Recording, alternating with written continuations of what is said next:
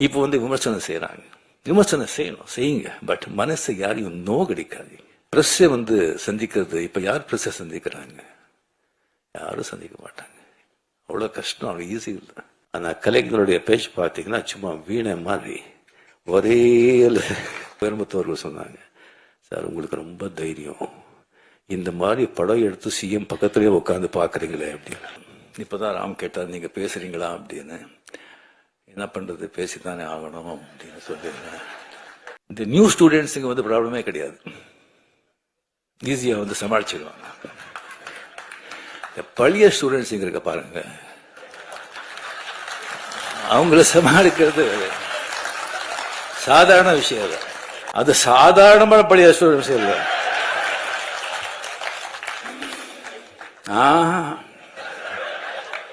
அசாத்தியமானவங்க. அவர் சந்திச்ச சோதனைகள், விமர்சனங்கள் வேற யாராவது இருந்தா காணாம போயிருப்பாங்க. மரியாதைக்குரிய என்னுடைய பாசத்திற்குரிய, இப்போதான் கொஞ்ச நாள் அரசியலுக்குள்ள நுழைந்து கடினமா உழைச்சி பேச்சில் தனக்குன்னு ஒரு பாணியை உருவாக்கி கொண்டு மக்கள் மத்தியில், தொண்டர்கள் மத்தியில் அருமையான பேரு புகழ் பெற்று தனக்கு ஒரு நல்ல அரசியல நல்ல எதிர்காலம் இருக்கு அப்படிங்கிறது நிரூபித்துக் கொண்டிருக்கும் என் அன்பு தம்பி உதயநிதி ஸ்டாலின் அவர்களே, என்னுடைய அருமை நண்பர், ரொம்ப காலத்து அருமை நண்பர் இந்து ராம் அவர்களே, இந்து பத்தி உங்களுக்கு சொல்ல வேண்டிய அவசியம் இல்லை. ஒரு பாரம்பரியமிக்க ஒரு பத்திரிகை, 100 ஆண்டுகள் மேல ஆயிடுச்சுன்னு நினைக்கிறேன். இந்தியாவிலேயே அந்த ஹிந்து பத்தி தெரியாதவங்க யாருமே இருக்க மாட்டாங்க.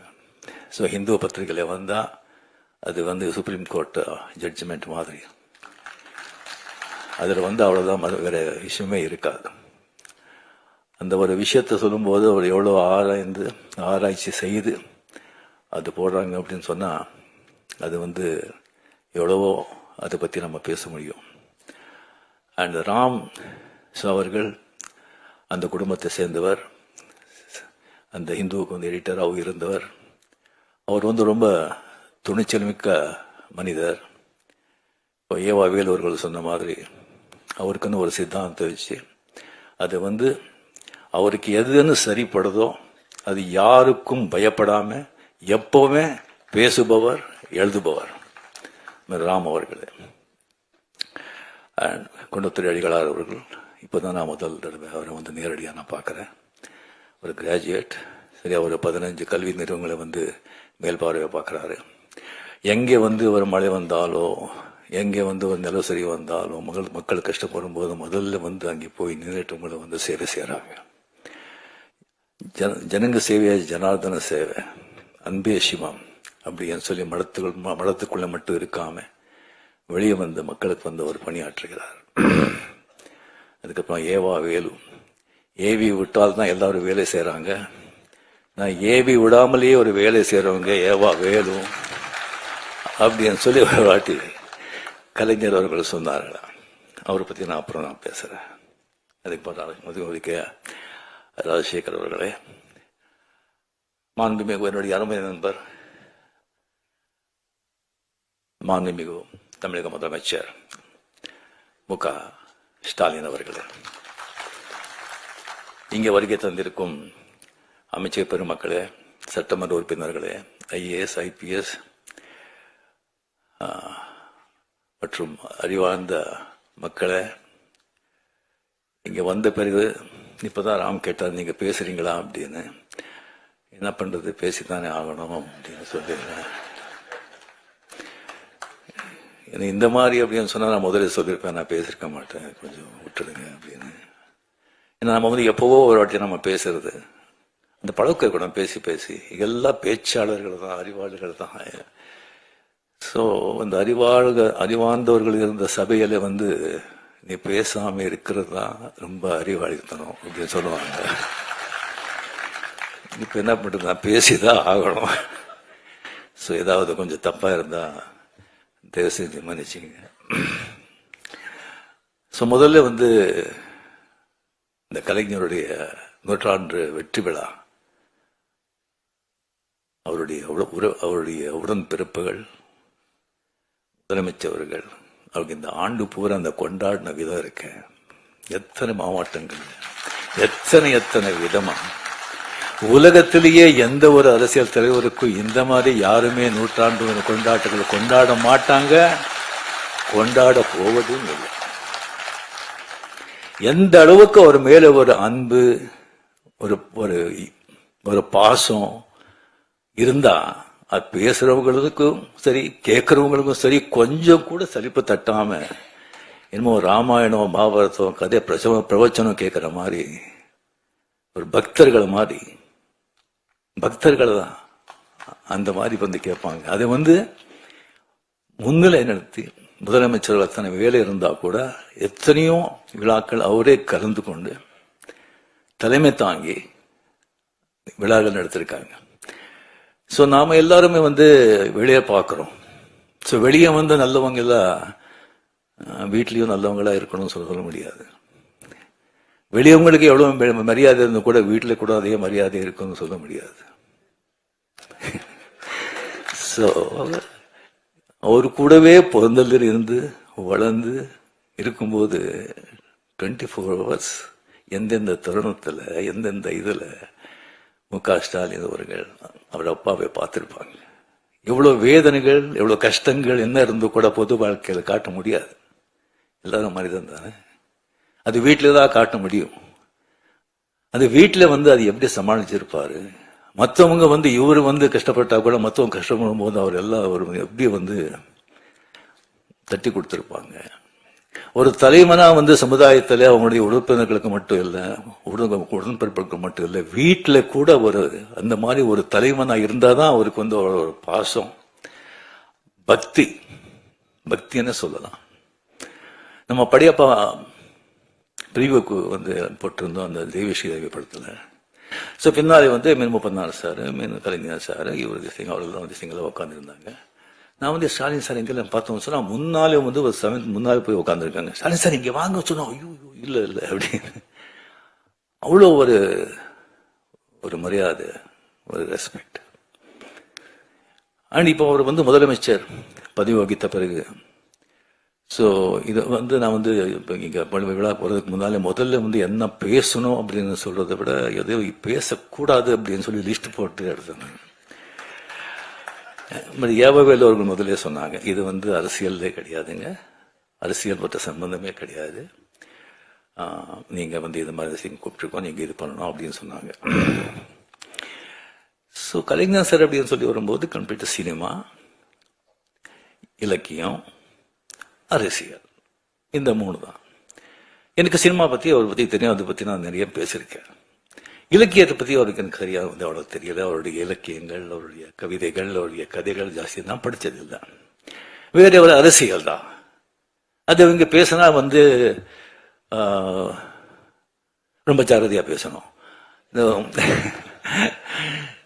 இங்க வந்து நம்ம மதிப்புக்குரிய நண்பர் ஸ்டாலின் சார் அவர்கள் முதலமைச்சரான பிறகு அவர் சந்திச்ச எல்லா தேர்தல்களையும், பார்லிமெண்ட் தேர்தல் உட்பட மிகப்பெரிய வெற்றி அடைஞ்சதுக்கு அதே வந்து சொல்லும் அவருடைய ஆளுமை, அவருடைய உழைப்பு, அவருடைய அந்த அரசியல் ஞானம், அதே வந்து அவர்கிட்ட சொல்லும். அவர் ரியலி நீங்க வந்து எவ்வளவோ நீங்க பார்த்திருப்பீங்க. ஒரு ஸ்தாபன ஒரு கழக ஒரு பார்ட்டி ஸ்தாபனர் ஆகட்டும், அவர் தலைவர் ஆகட்டும், அவர் வந்து மறைஞ்ச பிறகு அதுக்கப்புறம் வர்ற ஒரு சந்தேகம் வந்து அது கட்டி காக்குறதுக்கு எவ்வளோ கஷ்டப்படுறாங்க, எத்தனை பேர் ஃபெயில் ஆயிருக்காங்க, எவ்வளோ திண்டாடிட்டு இருக்காங்கன்னு சொல்லி பக்கத்து மார்க்கள் நடக்கிறதெல்லாம் நீங்க எல்லாம் கேள்விப்பட்டிருப்பீங்க, பார்த்துட்டு இருப்பீங்க. அது எவ்வளோ சர்வ சாதாரணமா அவர் செஞ்சுட்டு போயிட்டு இருக்காரு. அதுக்கு மேல எனக்கு வந்து ரொம்ப ஆச்சரியமான விஷயம், நான் பிரமிப்பு போறது அப்படின்னு சொன்னா, எப்பவுமே வந்துட்டு இந்த ஸ்கூல் டீச்சர் வரும்போது ஸ்கூல் டீச்சருக்கு இந்த நியூ ஸ்டூடெண்ட்ஸுங்க வந்து ப்ராப்ளமே கிடையாது, ஈஸியா வந்து சமாளிச்சிடுவாங்க. பழைய ஸ்டூடெண்ட்ஸ் இங்க இருக்க பாருங்க, அவங்கள சமாளிக்கிறது சாதாரண விஷயம் இல்லை. இங்க ஏகப்பட்ட பழைய ஸ்டூடெண்ட்ஸ், நான் அங்க பார்த்து சொல்றேன், ஏகப்பட்ட பழைய ஸ்டூடெண்ட்ஸ், அது சாதாரணமான பழைய ஸ்டூடெண்ட்ஸ் இல்ல,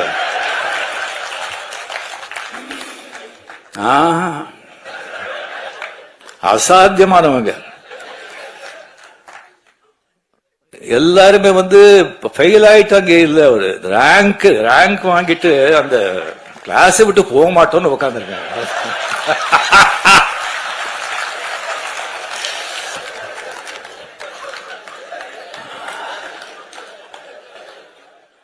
கலைஞரோட வந்து தம்பி சின்ன வயசுல இருந்து பார்த்து இதுக்கு இருக்கிறவங்க வந்து அவங்களெல்லாம் சமாளிக்கிறது சாதாரணங்க. ஒருத்தர் வேண்டாங்க, துரைமுருகன் சொல்லி ஒருத்தர் இருக்காரு, கலைஞர் கண்ணிலேயே மருளிட்டு ஆட்டினவர் அவரு. அவருக்கு ஏதாவது விஷயம் சொல்லி இப்படி போற இப்படி பண்றோன்னே எப்படி இருக்கு எப்படி நல்லா இருக்கு அப்படின்னு சொன்னா அப்படியா சந்தோஷம் அப்படின்னு சொன்னா அது என்ன நல்லா இருக்குன்னு சொல்லி சந்தோஷம் சொல்றாங்களா, என்னடா இப்படி பண்றீங்கன்னு சந்தோஷம் சொல்றாங்களா, ஒன்னும் புரியாது. Stalin sir, hats off to you.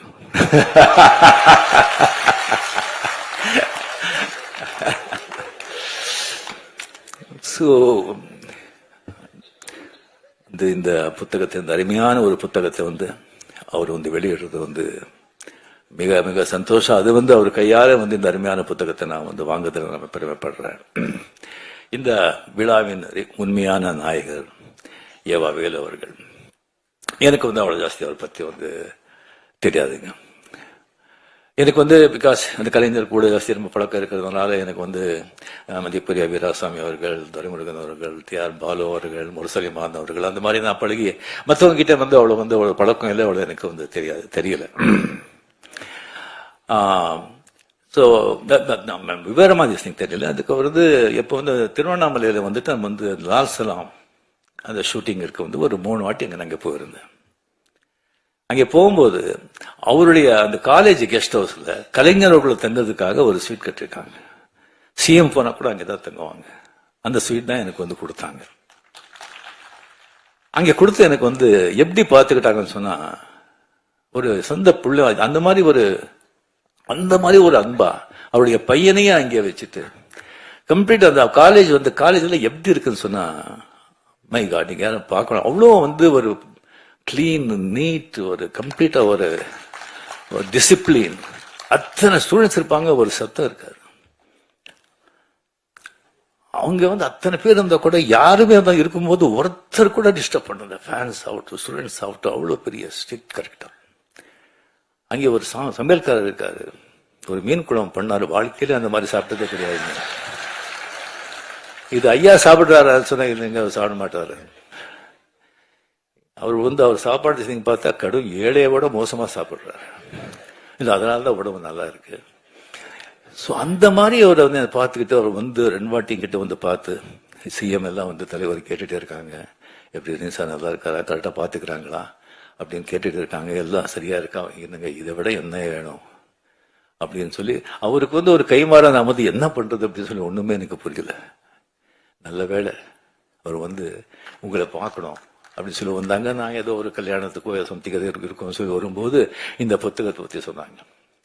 இல்லைன்னா டெஃபினெட்லி நான் வந்து கொஞ்சம் விழான்னு சொன்ன கொஞ்சம் நான் அவாய்ட் பண்ணுவேன். இது மாதிரி சொன்னாங்க. இந்த புத்தகத்தை வந்து நான் வந்து எழுதியிருக்கேன், அது ரொம்ப நாளாச்சு. அது எழுதி நான் கலைஞர்கிட்ட கேட்டேன், இந்த மாதிரி ஒரு புத்தகம் எழுதிருக்கேன்னு சொல்லி. யாரு கேட்டு யாருமே எழுதுற புக்கும் உனக்கு ஒரு வேலையே கிடையாதா அப்படின்னு சொன்னாங்க. இல்லை எழுதிட்ட, நான் ஒரு 3 தலைப்பு இருக்கு, அந்த தலைப்பு நீங்க தான் வந்து செலக்ட் பண்ணி கொடுக்கணும் அப்படின்னு. அது கலைஞர் ஒரு அன்னை, அந்த கலைஞர் செலக்ட் பண்ண தலைப்பு கரெக்ட் தானே? அருமையான ஒரு தலைப்பு. இப்போ வந்து எல்லாரும் வந்துட்டு அந்த மார்க்ஸ் கார்கே வந்து ஒரு எழுத்தின அந்த தாய் மதர் அந்த புத்தகத்தை பற்றி எழுதுனாங்க. அது ஒரு காவியம். அந்த மாதிரி ஒரு புத்தகத்தை வந்து யாரும் வந்து படிக்கிறவங்க வந்து படித்தா வந்து வாழ்க்கையில மிகப்பெரிய நீங்கள் வந்து மிஸ் பண்ணுறீங்க. தயவு செஞ்சு அந்த புத்தகத்தை ஒரு படிங்க. ஒரு ஆடளித்த வர்க்கத்துக்கும் ஒரு தொழில் வர்க்கத்துக்கும் நடக்கிற போராட்டம், புரட்சி. அந்த பாவேல் அப்படிங்கிற அந்த பையனை வந்து அந்த தாய் வந்து எப்படியெல்லாம் வந்து காப்பாத்துறா, எப்படியெல்லாம் அவனுடைய புரட்சி போராட்டத்துக்கு உதவி செய்யறா, எவ்வளவு சோதனைகளை சந்திக்கிறா அப்படிங்கறத நீங்க படிச்சா அந்த மாதிரி ஒரு காவியம். ஸோ அதுல தான் கலைஞர் வந்து சொல்லியிருக்காரு. அந்த புத்தகத்தை வந்து 3 வாட்டி படிக்கும்போது என்னுடைய தாயை நினைச்சு நான் வந்து கண்ணீர் விட்டேன் அப்படின்னு. ஸோ அவர் கூட வந்து படிப்பு சரியா போகாம போராட்டங்கள், சமூக நீதி, சமூக அப்படின்னு சொல்லிட்டு 13-14 வருஷத்துல இருக்கும்போது அவர் தாய் வந்து அவருக்கு எவ்வளவு வந்து உதவியா இருந்தாரு அப்படிங்கிறது அவர் வந்து அதுல வந்து அவர் சொல்லியிருக்காரு. ஸோ இது வந்து இவா வேலு அவர்கள் கம்ப்ளீட்லி அதை முதல்ல வந்து நம்ம நினைவு மட்டத்துக்கு வந்து ஸ்டாலின் சார் தான் எனக்கு கூட்டிட்டு போறாங்க. அந்த உள்ள நான் போனது கிடையாது. அன்னைக்கு ஃபுல் மூண்டே வேற. எப்படி கற்றுக்காங்கன்னு சொன்னா அது ஏவா வேலு அவருடைய முன்னாலே அவரோட அவர் பார்வையில வச்சுதான் அது கற்றுக்காங்க. சொன்னாங்க சும்மா தாஜ்மஹால் மாதிரி. அதே மாதிரி கலைஞர் சார் பிறந்த அந்த ஊர்லயே வந்து ஒரு கலைஞர் கோட்டம் சொல்லி அந்த மாதிரி கற்றுக்காங்க சொல்லியிருக்காங்க. அதுவும் நான் வந்து நான் பார்க்குறேன். எந்த வேலை கொடுத்தாலும் அது வந்து கச்சிதமா செய்யற ஒரு ஏவா வேலு. இந்த புத்தகத்தை வந்து இந்த புத்தகத்தை முதல்ல நான் பார்த்த உடனே வந்து மிக மிக மிக அருமை. உள்ள இருக்கிற பிக்சர்ஸுங்க ஆகட்டும், அந்த பேஜ் ஆகட்டும், புத்தகத்தோட அந்த வடிவாகட்டும். அட் த சேம் டைம் இப்போ வந்து அந்த ஸ்ரீராம் சொன்ன மாதிரி, அடிகால் சொன்ன மாதிரி அது வந்து அது குரல், அது கலைஞர்களுக்கும் அந்த குரல், திருக்குறள் எவ்வளவு பிடிக்கும் அப்படிங்கிறது எல்லாருக்குமே தெரிஞ்சது. அந்த குரலை வந்து ஒன்னொன்னு எழுதி அதுக்கப்புறம் வந்து கலைஞருடைய அது வந்து அதனுடைய விளக்கத்தை கொடுத்து அந்த குரல் மாதிரி கலைஞர் எப்படி வாழ்ந்தார் அப்படிங்கிறது ஒரு அத்தியாயமா பண்ணியிருக்காங்க. அதனால்தான் ஒரு காவியம் ஆயிருக்கு, அருமையான ஒரு காவியம். ஸோ அது வந்து முன்னுரை கூட இங்க வந்து அடிகால் சொன்ன மாதிரி சிஎம் அவர்கள் மிக அருமையாக எழுதியிருக்கார். அந்த முன்னுரை அருமையான புத்தகம். பட் என்னன்னா விலை தான் ஜாஸ்தி, 1000 ரூபாய். பட் அந்த குவாலிட்டிக்கு வந்து டிஃப்ரெண்டா அது தேவை. பட் எல்லாரும் அது படிக்கணும். நெக்ஸ்ட் பண்றது எல்லாம் கொஞ்சம் கம்மி விலை பண்ணா எல்லாரும் நிச்சயமா அது வந்து படிக்கணும்னு சொல்லிட்டு நான் வந்து இது பண்ணிக்கிறேன். ஸோ இந்த காவிய நாயகன்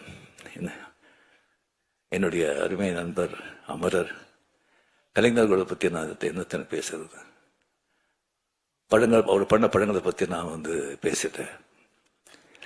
அதுக்கப்புறம் வந்து அவருடைய நான் சொல்லி இலக்கியத்தை பத்தி அவ்வளவு ஜாஸ்தி எனக்கு தெரியாது.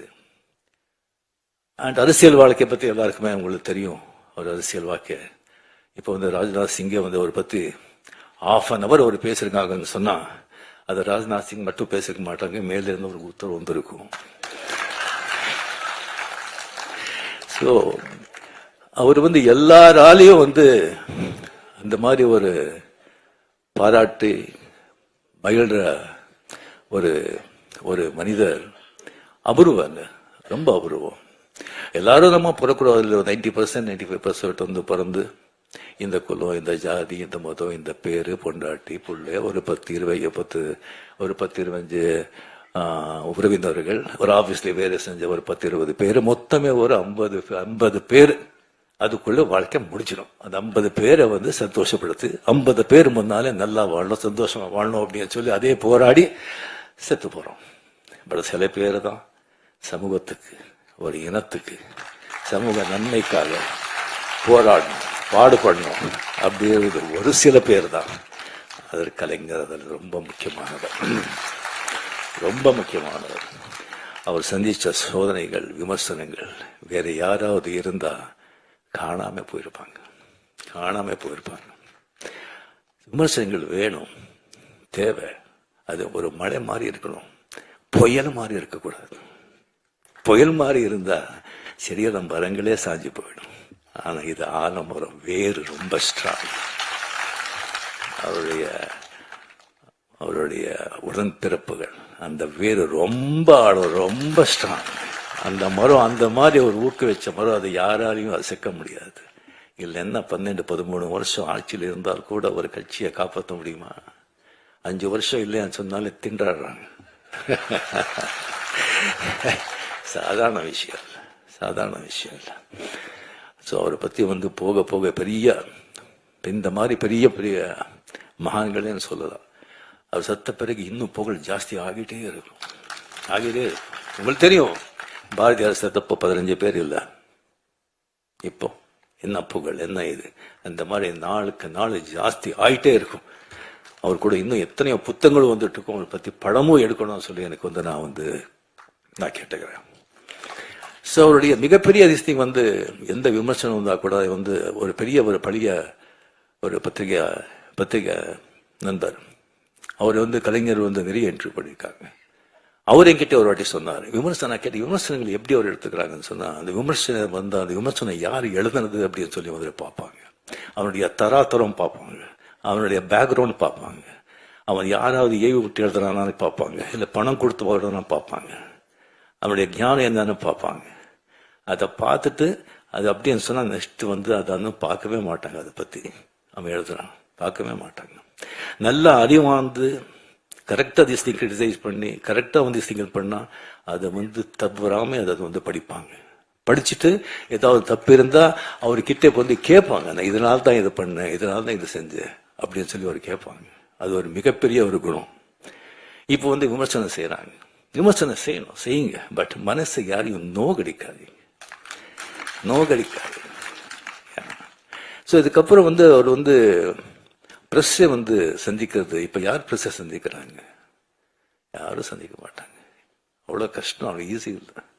பட் ப்ரெஸ்ஸை பார்த்தா சந்திக்கிறதுக்கு கலைஞர்களுக்கு ஒரு யானை கரும்பு மாதிரி ப்ரெஸ்ஸுக்கு பார்த்தாலே போதும், அவர் தெரியாமலே ஒரு சிரிப்பு வரும் அவர் கையை தான். ஈவன் அந்த பத்திரிகையாளர்கள் கூட அது எதிர்கட்சி அவரோட ஆளு இருக்கலாம், அவனுக்கு கூட ஏதாவது பதில் கேட்கும் போது அவ்வளவு சந்தோஷமா அதை அவ்வளோ ஸ்பான்டேனியஸா, அவ்வளோ ஞானமா, அவ்வளோ தெளிவா, நக்கலா, எங்க எந்த சொல்லணும் சொல்லிட்டு அப்படி சும்மா சொல்லிட்டு அப்படி போயிட்டே இருப்பாங்க. அதெல்லாம் யாருக்கும் அது சாதாரணமாக ஒரு விஷயம் இல்லை. அண்ட் பேச்சாளர், எத்தனையோ பேச்சாளர் இருக்காங்க, ஒவ்வொருத்தருக்கும் ஒரு பாணி இருக்கும்.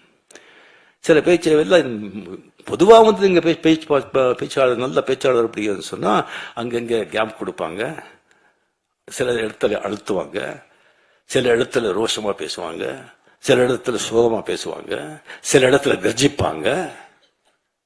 ஆனா கலைஞருடைய பேச்சு பார்த்தீங்கன்னா சும்மா வீணை மாதிரி ஒரே சுரத்தில் இருக்கும், ஒரே சுரத்தில் இருக்கும். அங்கே கேட்கிறவங்க கிட்ட இருந்துல துள்ளல், சிரிப்பு, கோபம், சோகம் அப்படி வரும். அது பேச்சுடைய அவருடைய திறமை. ஸோ இது அவர்கிட்ட நடந்தது. அவர் எப்பவுமே ஒரு சந்தோஷமா பார்க்கும்போது, வாங்க எப்படி இருக்கீங்க, நல்லா இருக்கீங்களா, ஷூட்டிங் எது அப்படின்னு விசாரிப்பாங்க. முதல்ல ஷூட்டிங் எது விசாரிப்பாங்க, ஏன்னா அதுதானே தாய் வீடு. ஸோ விசாரிப்பாங்க. சந்தோஷம் எப்பவுமே 2 தடவை அவர் சோர்ந்து போய் ரொம்ப சோகமா வாங்க அப்படின்னு சொன்னது. ஒன்று, முரசொலி மாறன் அவர்கள் அப்போலோ ஹாஸ்பிட்டலில் அட்மிட்டா இருக்கும்போது அங்கே அந்த ரூம்ல உட்காருக்கும்போது ரொம்ப சோகமா இருந்தார். 2வது தடவை செக்ரட்டரியேட்ல வீரப்பன் ராஜ்குமார் எடுத்துட்டு போகும்போது அப்போ வாங்க, ரொம்ப சோகமா இருந்தார். இப்படி பண்ணிட்டாங்க, என்ன பண்றது அப்படின்னு சொல்லி அந்த 2 டயத்துல தான் அவர் தான் பார்த்தது. மிச்ச டயத்துல அவர் சிஎம் இருந்தாலும் ஒண்ணுதான், சிஎம் இல்லைன்னாலும் ஒண்ணுதான். அவரு சிஎம் எப்படி திருடணும் சொன்னா, வீட்டுக்கு முன்னாலே நிறைய போலீஸ் பாதுகாப்பு இருக்கும். ஆஹா இப்போ சிஎம் இல்லைன்னா எந்த வித்தியாசமும் தெரியாது. சிவாஜி படம் நீங்க எல்லாம் பார்த்திருப்பீங்க. மொத்தம் அரசியல்வாதிகளை சாடி, அரசியல்வாதிகளை விமர்சனம் பண்ணி, அரசாங்கத்தை விமர்சனம் பண்ணி, லஞ்சத்தை பத்தி சொல்லி அது எடுத்த படம். அது அந்த கதை தெரிஞ்சிருந்தும் சிஎம் அவர்கள் அந்த படத்தை பார்த்தாங்க. படத்தை பார்த்த பிறகு வைரமுத்து சார், வைரமுத்து அவர் கூட படத்தை பார்த்தாரு. பார்த்த பிறகு வைரமுத்து அவர்கள் சொன்னாங்க, சார் உங்களுக்கு ரொம்ப தைரியம், இந்த மாதிரி படம் எடுத்து சிஎம் பக்கத்திலே உட்காந்து பார்க்குறீங்களே அப்படின்னு. படத்தை பார்த்து சிஎம் கலைஞர் அவர்கள் சொன்னாங்க, அப்படியே பார்த்து நமக்கு இதெல்லாம் ஒழிக்கணும், நல்லது பண்ணணும்னு ஆசை அப்படின்னு சொல்லி பெரும் மூச்சுட்டார். அந்த மூச்சில் பல ஆயிரம் விஷயங்கள் இருந்தது. அதுக்கப்புறம் வைரமுத்தவர்கள் சொன்னேன், நான் பார்த்தது முக்கியம் இல்லைங்க, இந்த மாதிரி படத்துக்கு வெற்றி விழாவுக்கு நான் கலந்துக்கிறேன்னு சொல்லியிருக்காங்க. அது தைரியம், அது தைரியம். அங்கே அத்த வெற்றி விழாவில் கலந்து கொண்டு எல்லாரையும் புகழ்ந்து எல்லாருக்கும் கேடியை கொடுத்து அவ்வளோ சந்தோஷப்பட்டாங்க. அவர் எனக்கு உடம்பு சரியில்லை, அப்போ ஹாஸ்பிட்டலில் திங்க இருந்தேன். எந்திரிச்ச கொஞ்சம் மூச்சு திறன் ஹாஸ்பிட்டலில் இருக்கும்போது மார்னிங் நான் பார்க்குறேன், மஞ்சள் எழுதி போட்டு அந்த வண்டியில் அப்படியே நிற்கிறாங்க முன்னால். எனக்கு ஒன்றும் தெரியல. கொஞ்சம் அப்படியே கிட்ட வந்தாங்க. கிட்ட என் கை பிடிச்சிட்டு கண்ணில் தண்ணி வெளியே வருதுங்க. நான் என்ன பண்ணேன், அவங்களுக்கு எவ்வளோ ஒரு அன்பு பாசம். கொஞ்ச நாள் பழகிறவங்களுக்கு எது சொன்னா, நீங்களாம் கூடவே இருக்கும் போதெல்லாம் அவங்களுக்கு எப்படி இருக்கணும், உயிரே கொடுத்துடலாம் இல்லை. அவளை கண்ணில் தண்ணி வச்சுட்டு கையில் அப்படியே தடவினாரு. அந்த கை அந்த பூவை விட அவ்வளோ சாஃப்டா இருக்குங்க, அவ்வளோ சாஃப்ட். என் வாழ்க்கையிலேயே அவர்கிட்ட அந்த கண்ணீர், அந்த ஸ்பர்ஷம் என்னால் மறக்கவே முடியாது. இந்த மாதிரி ஒரு பெரிய ஒரு மகான் அவர் பற்றி பேசிட்டே போகணும். ஸோ அந்த ஒரு அருமையான ஒரு புத்தகத்தை எனக்கு அதை வெளியிட்டு அது எனக்கு வாங்குற அந்த வாய்ப்பு எனக்கு கொடுத்ததுக்கு வேலு அவர்களுக்கு மனமார்ந்த நன்றி, சிஎம் அவர்களுக்கு மனமார்ந்த நன்றியை தெரிவித்துக் கொண்டு என் பேச்சை முடிச்சுக்கிறேன். ஏதாவது தவறாக இருந்தால் செஞ்சு மன்னிச்சிருங்க.